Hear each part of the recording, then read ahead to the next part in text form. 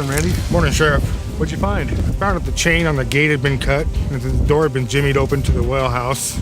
I went in and checked my well to see if anything was wrong, but it needs to be looked at more carefully. So when you pulled up this morning, did you notice any unusual vehicles or tracks? No, sir. All right. But you did indicate that the well house had been opened? Yes, it had been. Okay. And so what areas have you touched? I've touched the doorknob. Just touched the doorknob is the only thing I've touched. All right. We'll go ahead and investigate this further then. Okay. This is a good example of how to handle a situation where there seems to be a break-in at a water supply system. The officers were notified by the water utility operator of a security breach at a water system. After sizing up the situation, they made sure the utility contacted the local health department and the Nebraska Health and Human Services system. Tampering with a water supply system is a federal offense, and therefore the officer had to make a judgment on intent and, if necessary, call the local FBI office. The officer took control of the situation and preserved the crime scene.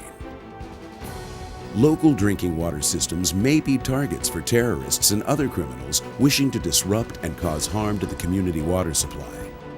Water supply facilities provide critical public health and fire protection functions. Drinking water systems cover large areas and are often located in isolated areas, contain components that are often difficult to secure, and often contain hazardous chemicals used in treatment processes. For these reasons, it's very important officers include water supply facilities on their daily patrols and know how to respond to malicious events at water supply facilities.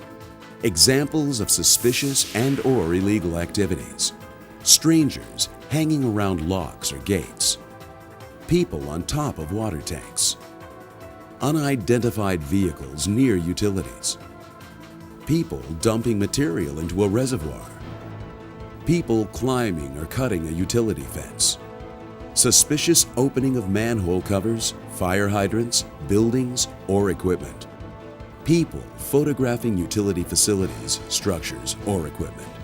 The critical points of a water supply system are the well house, treatment facilities, water store facilities, and the distribution system. The distribution system includes pipes, valves, hydrants, and meters. Any individual not associated with the water utility found tampering with water supply facilities should be considered suspicious. Regular surveillance of water systems by law enforcement is important to ensure the safety of our community's drinking water.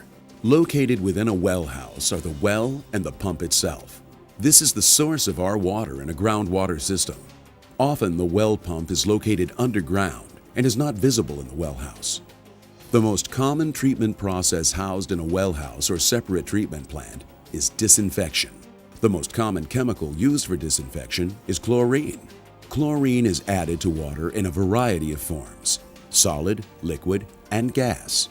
Chlorine is an extremely hazardous substance. Chlorine gas is especially dangerous and could have a detrimental effect on populations if released in the air.